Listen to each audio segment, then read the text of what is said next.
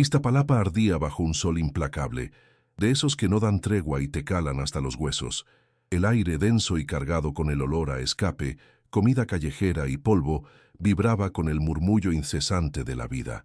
En la calle Mictlán, una arteria sinuosa y llena de baches, se encontraba la modesta casa de los Castillo, una construcción de concreto con la pintura desconchada, pero con la puerta siempre abierta para los vecinos. Juanito Castillo, de 45 años, era un hombre forjado en la honestidad de un día a día extenuante. Su cuerpo, aunque robusto, mostraba el cansancio de una vida dedicada al trabajo duro. Sus manos, callosas y agrietadas por la sosa cáustica y el metal, eran su única herramienta, la única que le permitía llevar el sustento a su mesa. Él era, a todas luces, un hombre invisible en la vasta metrópolis, uno de los tantos que luchan en silencio, lejos de los reflectores. Su única riqueza residía en su familia. El rostro de Juan, usualmente sereno, ahora estaba surcado por líneas de preocupación que se profundizaban con cada día que pasaba. En sus ojos, a menudo cálidos y serenos, se reflejaba la desesperación de un hombre acorralado. No era la falta de trabajo, ni la vejez de su camioneta lo que lo mantenía en vela, sino el fantasma que rondaba su casa. El sonido constante de la máquina de diálisis en la habitación de Mateo era la banda sonora de su tormento, un sonido monocorde, rítmico, que le recordaba a cada instante la fragilidad de la vida de su hijo y su propia impotencia. Él era un plomero, un reparador de lo roto, pero había algo que no podía arreglar. No había manual, ni herramienta, ni conocimiento que pudiera sanar el cuerpo de su hijo. Elena, su esposa, era el pilar que lo sostenía. Compartían una complicidad nacida de la adversidad. No necesitaban hablar para entender el miedo y la angustia del otro. Sus conversaciones se reducían a lo esencial: el estado de Mateo, la próxima cita en el hospital, el costo de las medicinas.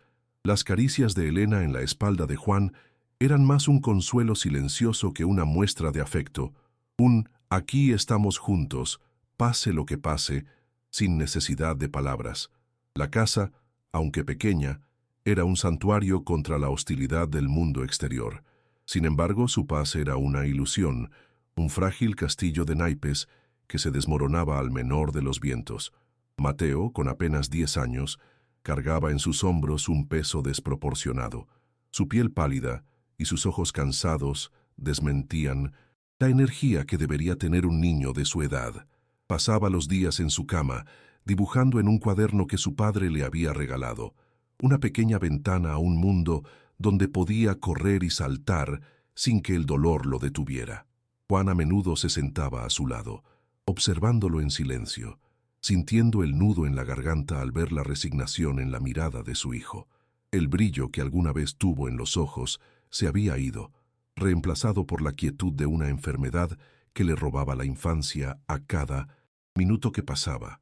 El sonido de la máquina de diálisis era a la vez una bendición y una maldición, un recordatorio de que Mateo seguía con vida, pero también de que esa vida pendía de un hilo.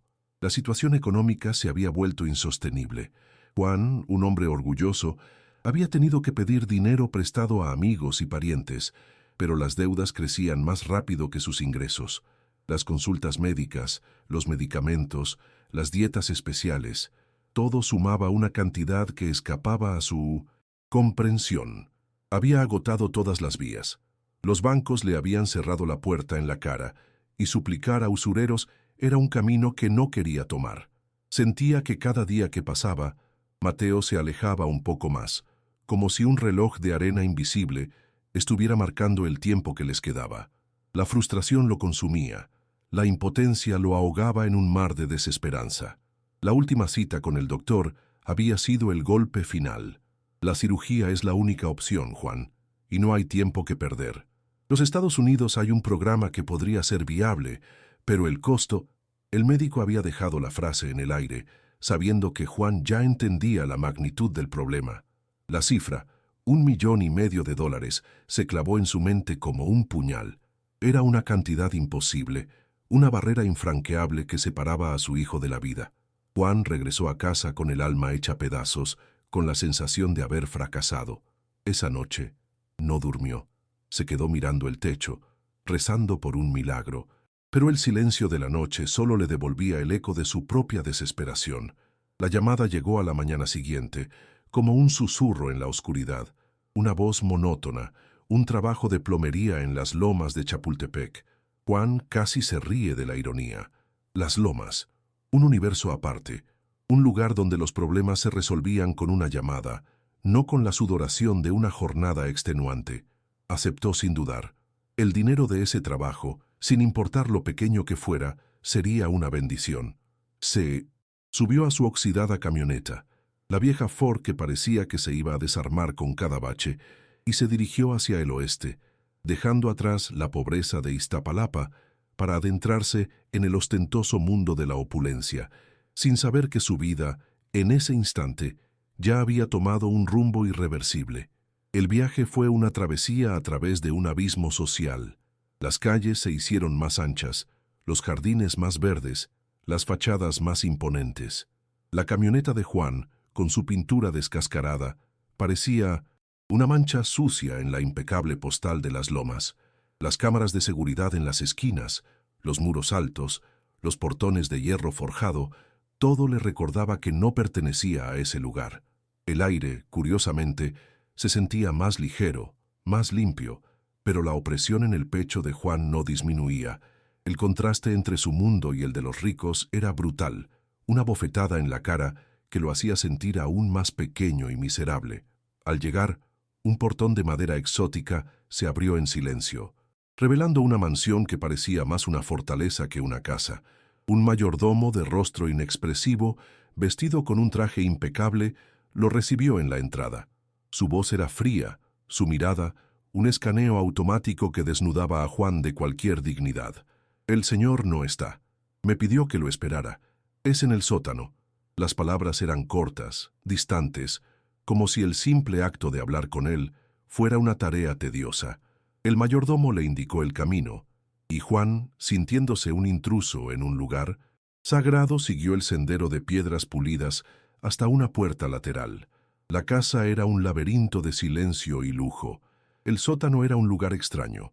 A diferencia del resto de la casa, no tenía muebles ni adornos, solo paredes de concreto reforzado y un entramado de tuberías que subían y bajaban. La temperatura era más baja, un frío húmedo que se le metía por los poros. El mayordomo señaló un punto en la pared, una mancha oscura y húmeda. «El señor dice que aquí es el origen del problema. Quiere que lo arregle de inmediato». Juan asintió. Un trabajo simple, al menos en la superficie. El mayordomo se retiró con la misma frialdad con la que había llegado, dejándolo solo con sus herramientas y el eco de sus pasos. El silencio en el sótano no era tranquilizador. Era un silencio expectante, como si la casa misma estuviera conteniendo la respiración. Juan se puso manos a la obra. Se arrodilló, sacó su martillo y su cincel y empezó a picar la pared. El sonido metálico resonaba en el vacío, un ruido estridente que se sentía fuera de lugar. La mancha húmeda era solo la punta del iceberg. El problema no estaba en una tubería, sino en la estructura misma del muro. Había algo más detrás del yeso, una intuición, un sexto sentido desarrollado por años de trabajo. Le decía que no era un problema de plomería, sino algo más. Sin embargo, no tenía la opción de irse. El cheque prometido era demasiado importante para su familia, para la vida de su hijo. Siguió adelante, con cada golpe, rompiendo una capa más de su propia inocencia. El yeso se desprendió en grandes pedazos, revelando una estructura metálica inusual. No era una simple tubería de agua, sino una especie de caja fuerte incrustada en la pared. La curiosidad, una emoción que Juan raramente se permitía, se mezcló con un escalofrío de pavor. ¿Qué clase de personas tenían una caja de seguridad escondida en una pared? Mientras se hacía la pregunta, la respuesta le llegó de forma automática. No eran personas honestas. En ese instante, el mayordomo lo llamó por un intercomunicador. «El señor llama, tengo que atenderlo. Regreso en unos minutos». Juan se quedó solo, frente a la caja fuerte, el pulso latiéndole con fuerza en las sienes. El mundo exterior se había desvanecido. Solo existían él, la pared y el enigma que guardaba. Con el corazón latiendo con fuerza, Juan buscó en su caja de herramientas una palanca de metal. Introdujo el extremo en una de las rendijas de la puerta de la caja fuerte y tiró con todas sus fuerzas. El chirrido del metal al ceder fue un grito ahogado en el silencio del sótano. La puerta se abrió revelando no joyas ni lingotes de oro, sino algo mucho más mundano y, al mismo tiempo, mucho más peligroso. El interior estaba repleto de bolsas de lona, esas que usan los bancos para transportar dinero. Las bolsas, de un verde oscuro, estaban apiladas de forma ordenada, como si fueran ladrillos. Juan sintió un frío que no venía del aire. Esto no era un capricho de un millonario, era algo más oscuro, un secreto que, al descubrirlo, había sellado su destino. Sacó una de las bolsas. Pesaba. La cremallera, gruesa y metálica, se abrió con un sonido seco.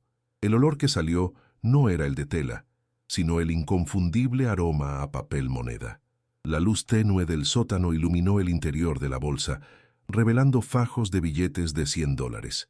Eran miles, millones.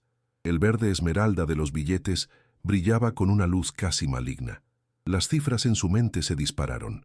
150.000, 250.000, y no solo era una bolsa, eran docenas de ellas apiladas hasta el techo. Era una fortuna, una cantidad de dinero que la mayoría de las personas no verían en toda su vida. Y Juan, el plomero de Iztapalapa, estaba solo en un sótano con un océano de dinero del narcotráfico a su alcance. La mente de Juan se partió en dos. Una parte, la que había vivido toda su vida en la honestidad, le gritaba que saliera de allí, que corriera, que olvidara lo que había visto. La otra, la parte que estaba desesperada por salvar a su hijo, le susurraba que era la respuesta a sus plegarias, un milagro disfrazado de maldición. La imagen de Mateo en su cama, con los ojos llenos de tristeza, se superpuso a la imagen de los billetes verdes. El peso de la bolsa en sus manos no era el del papel, sino el peso de una decisión que cambiaría su vida para siempre. Juan supo en ese instante que no había vuelta atrás, que no podía simplemente cerrar la puerta de la caja fuerte e irse. El dilema fue breve pero brutal. ¿Qué valía más? ¿La vida de su hijo o su propia moral? ¿Podía un hombre honesto robar para salvar a su familia? El miedo a la muerte, a la venganza del cártel, era real, pero el miedo a perder a Mateo, el miedo a la culpa que lo perseguiría por el resto de su vida, era un abismo mucho más profundo y aterrador. Las caras de sus amigos y vecinos, las miradas de desaprobación que recibiría si se enteraran, se desvanecieron ante el rostro pálido de su hijo. En ese momento, la moralidad se volvió un lujo que no podía permitirse. Su única obligación, su única verdad, era su hijo.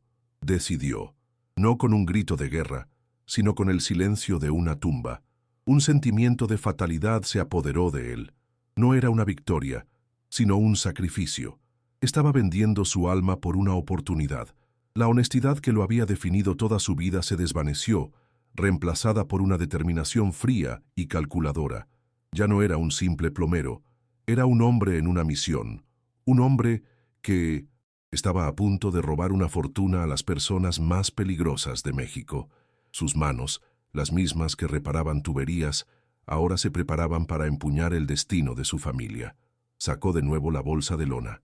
Con cuidado, la metió en su caja de herramientas, acomodándola entre las llaves inglesas y los trozos de tubería, como si fuera una herramienta más. La palanca que usó para abrir la caja la dejó a un lado, como una prueba de su trabajo. Limpió el polvo de sus manos y se preparó para la actuación de su vida. El mayordomo regresaría en cualquier momento. Tenía que ser convincente, tenía que ser el plomero de siempre, el hombre invisible que no representa ninguna amenaza. El corazón le latía con la fuerza de un motor desbocado, pero su rostro se mantuvo impasible. Cuando el mayordomo regresó, encontró a Juan de pie, con las manos en las caderas, observando su trabajo. «Señor, el problema no es en el tubo, es en el muro. Hay que dejar que seque el cemento. Tiene que ser especial.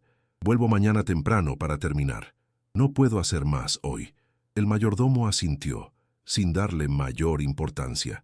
La actuación de Juan fue impecable, tan convincente que incluso él mismo por un instante creyó sus propias palabras. Caminó hacia su camioneta, con el peso de la bolsa en su caja de herramientas, un peso que lo hacía sentir más ligero que nunca. La libertad de su hijo pesaba más que el miedo. Condujo por las calles de las lomas con una extraña sensación de irrealidad. El mundo de la opulencia se sentía como una película en la que no era más que un extra. Ahora, sin embargo, se sentía como el protagonista de un thriller del que no podría escapar. El sol de la tarde le parecía menos cálido, las sombras más largas, más siniestras. Miró por el retrovisor de su camioneta buscando un auto, una señal, un rastro de que lo seguían, pero no había nada. La paranoia era su nueva sombra. La ciudad, una vez un lugar de anonimato, ahora se sentía como un enorme ojo que lo observaba. Llegó a su casa en Iztapalapa. La luz de la ventana, una mancha amarilla y cálida en la oscuridad, era su faro. Estaban allí Elena y Mateo. Su motivación, la razón por la que había arriesgado todo. Se estacionó, sintiendo el peso de la caja de herramientas en sus brazos. Un peso que no era de metal, sino de billetes, de una nueva vida, de una condena. Abrió la puerta de su casa y un silencio inusual lo recibió. No había nada que decir. El futuro de su familia pendía de un hilo invisible pero palpable. La decisión ya había sido tomada y ahora el único camino era hacia adelante. El acto 1 había terminado y la cacería estaba a punto de comenzar. La casa de Juan, usualmente un remanso de paz, se había convertido en un campo de batalla emocional. Elena, con los ojos muy abiertos por el shock, miraba las bolsas de lona desparramadas en el piso de la sala. El olor a billetes nuevos, a papel fresco, llenaba el ambiente, un aroma extraño y seductor que les recordaba a un veneno. El dinero, una fortuna que podría curar a su hijo, no trajo la alegría, sino un terror paralizante. Elena temblaba, no de frío, sino de pavor, consciente de que ese tesoro era una condena. Era la materialización de un pacto con el diablo, un pasaje a una vida que no querían. La noche fue un susurro de nerviosismo. Juan y Elena no hablaron mucho. Sus miradas se cruzaban, comunicando la misma desesperación y el mismo entendimiento. No había tiempo para cuestionamientos. La decisión ya estaba tomada. El dinero tenía que ir con ellos, pero no podían cargar con el peso de la culpa ni con el de las pesadas bolsas. Lo dividieron, escondiéndolo en maletas viejas, entre la ropa y los pocos objetos de valor que tenían. La casa, el lugar que había sido su refugio, ahora se sentía como una jaula. El sonido del claxon de un coche en la calle, el ladrido de un perro, cada ruido los sobresaltaba. Ya no eran una familia, eran fugitivos. La huida fue silenciosa, bajo el manto de la noche. El viejo motor de la camioneta de Juan, un sonido ronco y familiar, se sintió en el silencio de la madrugada como una alarma. El pequeño Mateo, dormido en el asiento trasero, era ajeno a la traición que se había cernido sobre sus cabezas. Elena, con la mano en la de Juan, le dio un apretón, un gesto de apoyo, un «estoy contigo, no importa lo que pase», que le dio a Juan la fuerza para seguir adelante. Se alejaron de Iztapalapa, con cada kilómetro sintiendo el peso de la libertad y el terror de la persecución. En paralelo, en la mansión de las Lomas, la calma se rompió con el chirrido de unos neumáticos. Un coche negro, blindado, se detuvo frente al portón.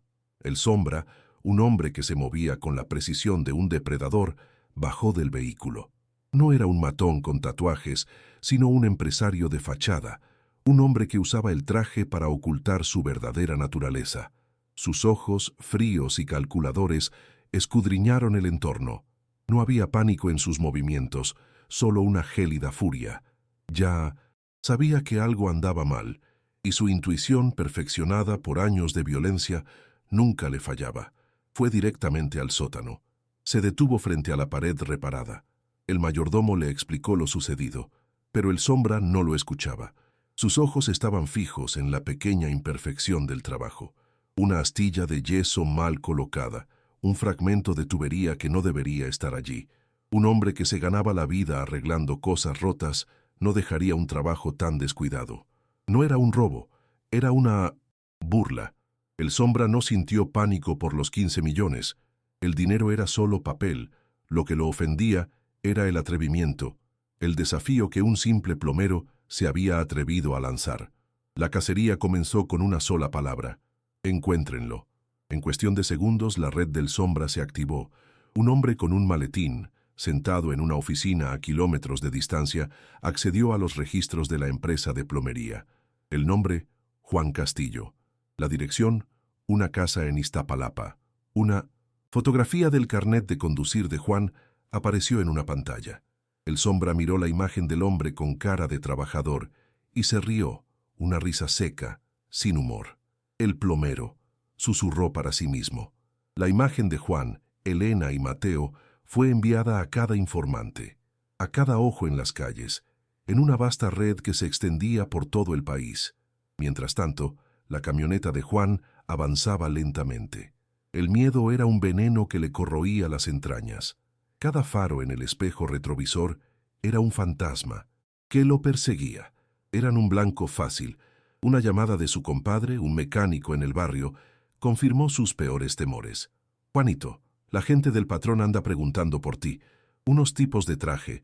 Me dijeron que si te veía, te dijera que no vuelvas». La sangre de Juan se congeló. El Sombra no era un simple criminal, era una organización. Había que abandonar la camioneta, el único rastro de su identidad, antes de que fuera demasiado tarde. En la primera gasolinera que encontró, Juan estacionó la camioneta. Le dijo a Elena con una voz firme y gélida: «Tenemos que irnos. Ya nos encontraron». No hubo lágrimas, ni preguntas. Sabía que su viejo coche era un lastre, un faro que los delataría. Con cuidado, sacaron las maletas con el dinero, que se sentían como plomo, y las escondieron bajo sus abrigos. Dejaron atrás la camioneta, el único bien material que les quedaba, el último vestigio de su vida normal. Compraron boletos de autobús para una ciudad al norte, una de tantas. Se convirtieron en una familia de pobres, perdidos en un mar de gente, esperando que nadie notara el peso de sus maletas, ni el terror en sus ojos. El viaje en autobús fue un purgatorio. Mateo, que había despertado, miraba por la ventana, preguntando a dónde iban. Juan le dijo que iban a una aventura, un viaje largo para ver a un amigo. El niño lo creyó. Juan sintió una profunda culpa al mentirle, al arrastrarlo a ese abismo de peligro. Miró a su hijo, tan frágil, tan inocente, y se prometió, una vez más, que haría lo que fuera necesario para salvarlo.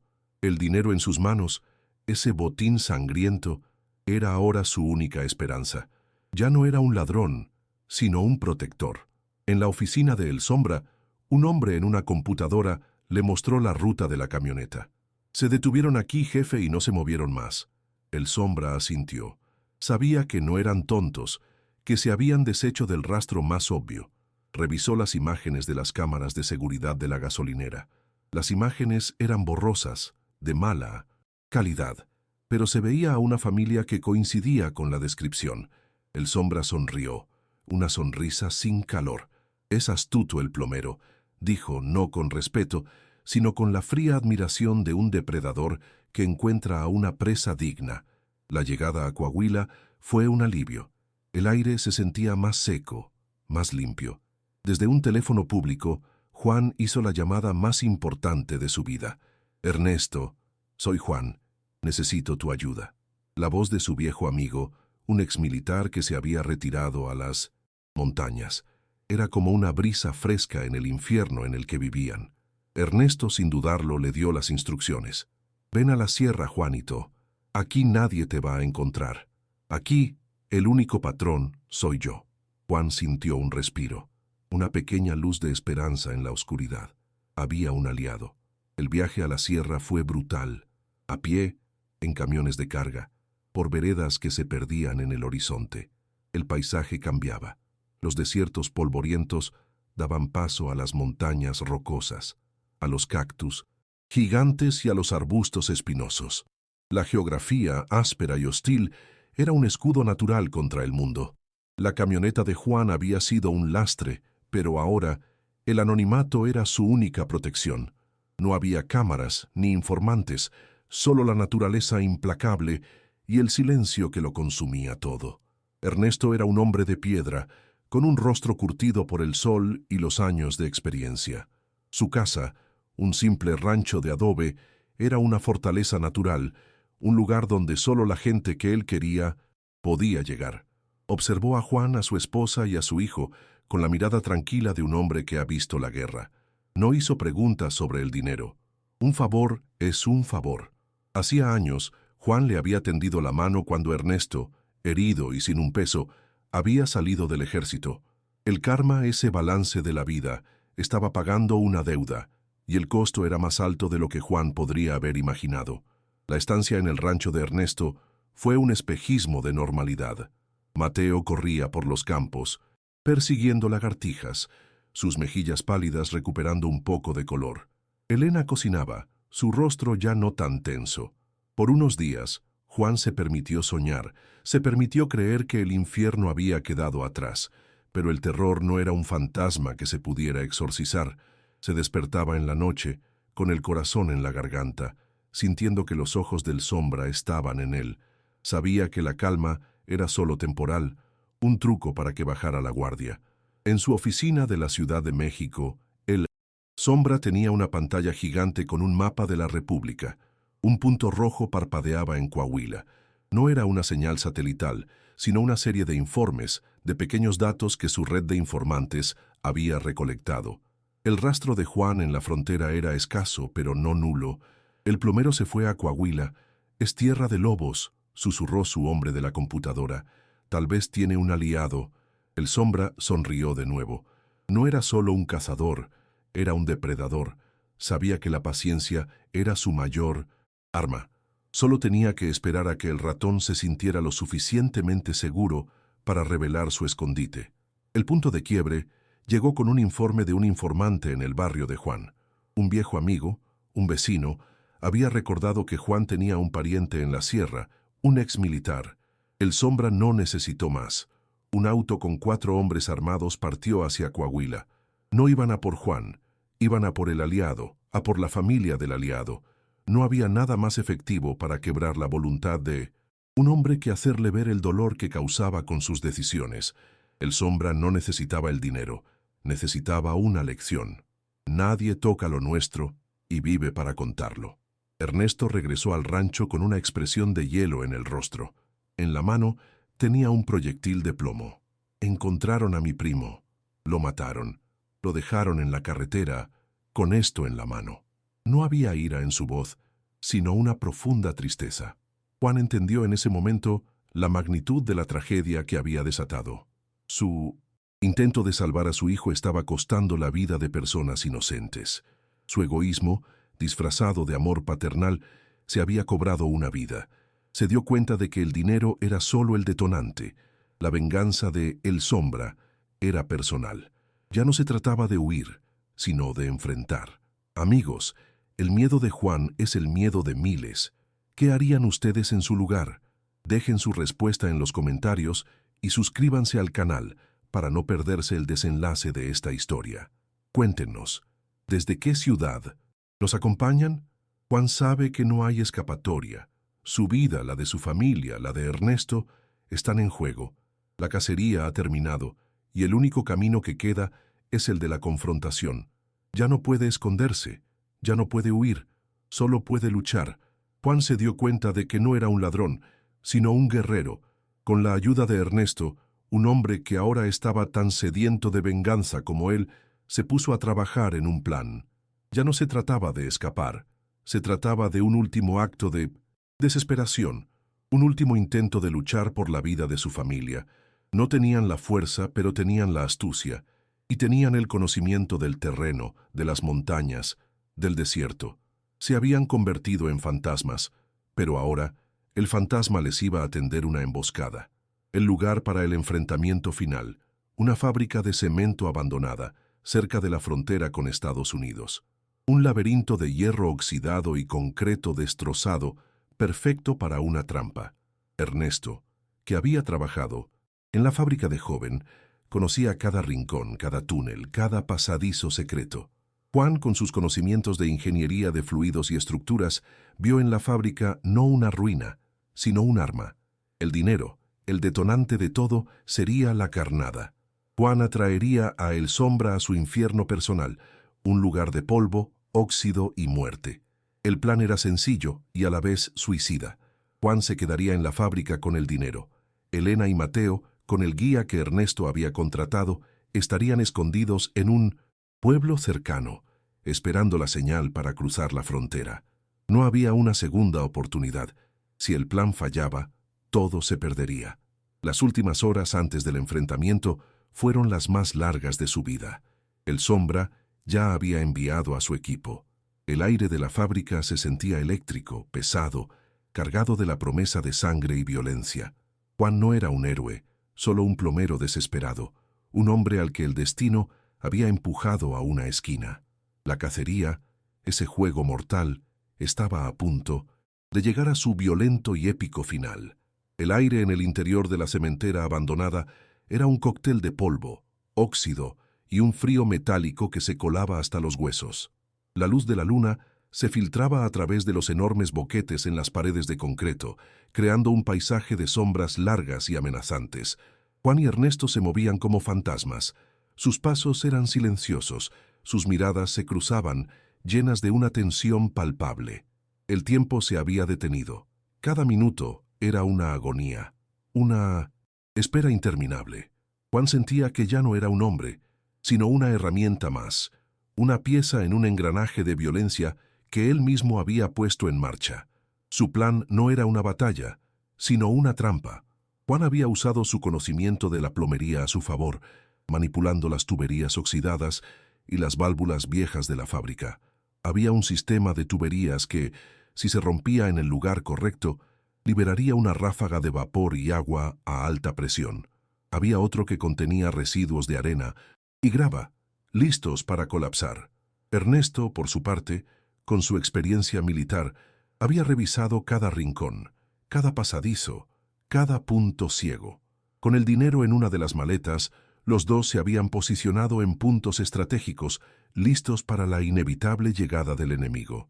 Juan pensó en su hijo, y el miedo se transformó en una furia fría y controlada. Juan no se reconocía a sí mismo.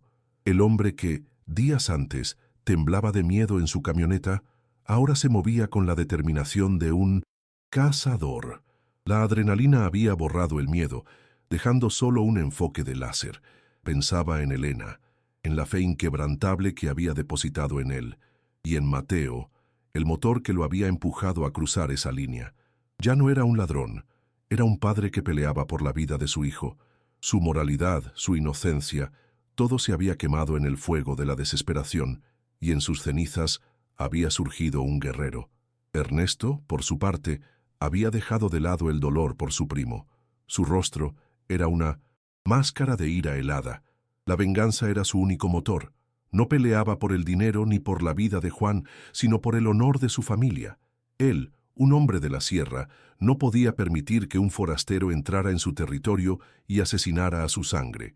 Los ojos de Ernesto brillaban en la oscuridad, no con miedo, sino con la promesa de una retribución brutal.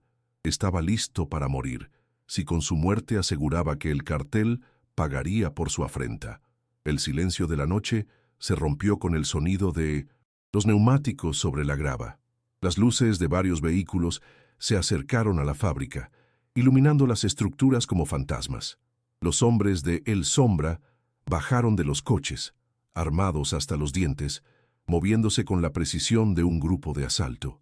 La arrogancia de la seguridad se podía sentir en el aire. No esperaban resistencia. Para ellos era una simple cacería, una ejecución.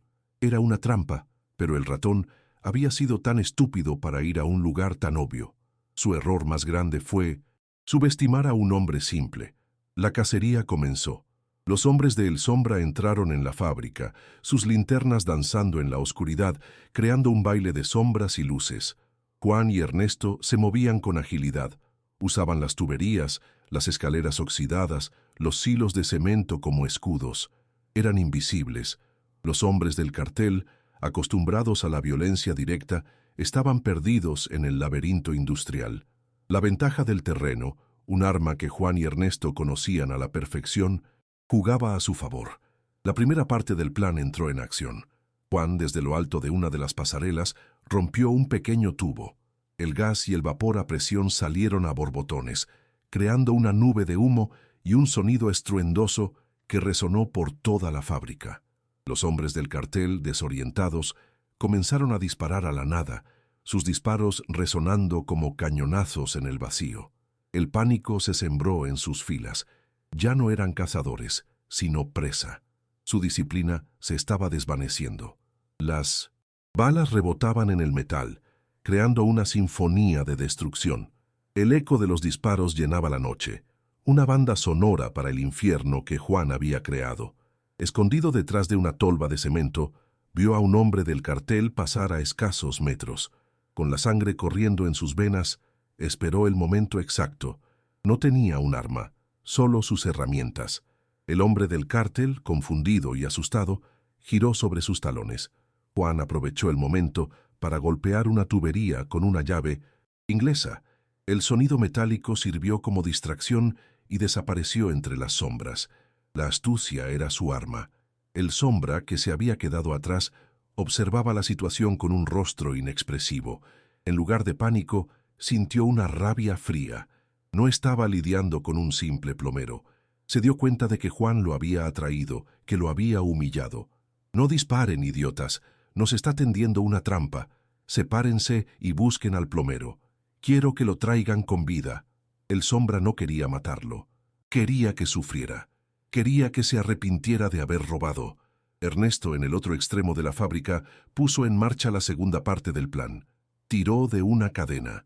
Con un chirrido de metal oxidado, una compuerta se abrió, y una cascada de arena y grava cayó desde lo alto de un silo, sepultando a varios hombres de El Sombra. El grito de los hombres, el estruendo de la tierra, todo se mezcló en un caos. El Sombra observó, con la cara contraída por la furia. Este no era un robo, era una guerra, y él no podía perderla. La confrontación final. El Sombra, con una pistola en la mano, subió las escaleras hasta la sala principal, una enorme habitación vacía llena de polvo y luz de luna. Se encontró con Juan, el hombre que lo había desafiado. «Creíste que podías tomar lo que es nuestro», dijo el Sombra con la voz tranquila, pero con los ojos de un demonio. «Ese dinero es una gota en el océano, pero la ofensa es personal, y por eso tú y tu familia van a pagar». Juan lo miró a los ojos. No había miedo, solo la verdad. «No es tuyo, no es de nadie, es la vida de mi hijo. No lo hice por la riqueza, lo hice por un milagro». El Sombra se burló. «El milagro que buscas te costará la vida, y la de tu familia». Juan asintió. «Eso ya lo sé, pero al menos lo intenté». En ese instante, supo que el destino de su hijo ya no estaba en sus manos, sino en el resultado de esa confrontación. El clímax llegó con la brutalidad de un rayo. Juan, en un movimiento desesperado, rompió una tubería maestra con un mazo de cemento. Un torrente de agua a alta presión salió, arrojando a El Sombra contra una pared. La pistola voló de su mano. El Sombra, aturdido, luchó por recuperar el equilibrio. Fue en ese momento que Ernesto, desde una pasarela, hizo su jugada final. Se puso de pie. «Aquí estoy, maldito», gritó. Las balas del Sombra se dirigieron a él, pero antes de caer, le lanzó a Juan un encendedor y una granada, la cual fue a dar a un tanque de combustible cercano. Setpa escuchó un grito de dolor, y después el silencio, solo roto por el sonido de una explosión inminente. La explosión fue un grito de furia. La tierra tembló, la fábrica se partió por la mitad, el acero oxidado se retorció como si fuera de papel. Las llamas iluminaron la noche, creando un espectáculo macabro. El Sombra y sus hombres fueron enterrados bajo los escombros, su venganza y su poder reducidos a polvo. Juan, aturdido por la onda expansiva, se levantó, su cuerpo adolorido, su alma destrozada. Vio la figura de Ernesto, el último aliado sacrificándose por él. Las palabras de su amigo resonaron en su cabeza. Una vida por una vida. El Sombra había robado una y Ernesto le había quitado varias.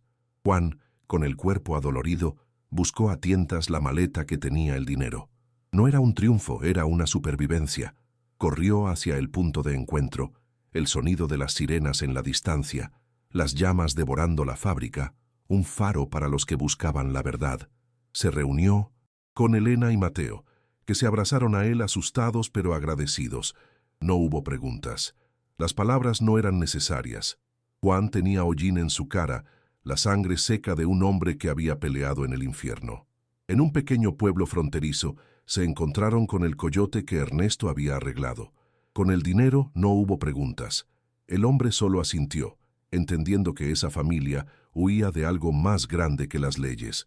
Cruzaron el Río Grande en una balsa improvisada, con la luna llena sobre sus cabezas. El momento en el que sus pies tocaron suelo estadounidense no fue un momento de alegría, sino de profundo dolor. Habían llegado, pero el precio había sido demasiado alto. Habían perdido su hogar, su identidad, su pasado. La vida de Ernesto, un amigo, un hermano, había sido sacrificada. En México, la prensa local y los noticieros hablaron de una explosión en una fábrica. El gobierno lo achacó a un accidente, pero en el bajo mundo del crimen, los rumores corrían como pólvora. El Sombra y su célula habían desaparecido. No había cuerpos, no había pruebas, solo cenizas y misterio. La historia de un plomero que se atrevió a robar al cartel y desapareció con el dinero se convirtió en una leyenda urbana. Los susurros de El plomero fantasma corrían de boca en boca, una historia de valentía, venganza y la locura de un padre desesperado. Un año después, la familia Castillo se había transformado. En Los Ángeles, California, vivían bajo el nombre de la familia Smith. Juan, ahora John, trabajaba como reparador en un barrio modesto. Sus manos seguían siendo las de un plomero, pero su mirada había cambiado. Era la mirada de un fantasma, de un hombre que había muerto en una fábrica de cemento. Mateo, con el dinero de la cirugía, había sido operado con éxito. Su rostro estaba lleno de color, sus ojos brillaban con la energía de la vida. Su risa, un sonido que Juan atesoraba por encima de todo, era la prueba de que su sacrificio no había sido en vano. Juan vivía una vida tranquila, anónima, en una ciudad donde nadie lo conocía. Sin embargo, en su alma, la paranoia era un huésped permanente. Cada vez que escuchaba una sirena, cada vez que veía un auto oscuro, su corazón latía con la fuerza del miedo. Sabía que la venganza del cártel no se extinguía con un solo hombre, pero al ver a Mateo jugar en el jardín, con la alegría de un niño que ha sido salvado de la muerte, sabía que lo volvería a hacer una y otra vez. El sol de la tarde bañaba las calles de Los Ángeles. Juan caminaba con una sonrisa triste en los labios. Vio a un hombre en un camión de plomería y una ola de nostalgia lo golpeó. Recordó la camioneta, la vida que había dejado atrás, pero no se arrepintió. Su historia se había convertido en una leyenda, un cuento en los bajos fondos de la Ciudad de México, una leyenda sobre un hombre invisible que desafió a un imperio del crimen y ganó. Juan, el plomero, se había convertido en una historia, pero a un costo incalculable. Una historia que nunca podría contar, una historia que era su condena y su bendición. Su vida se había convertido en el epílogo de su propia leyenda.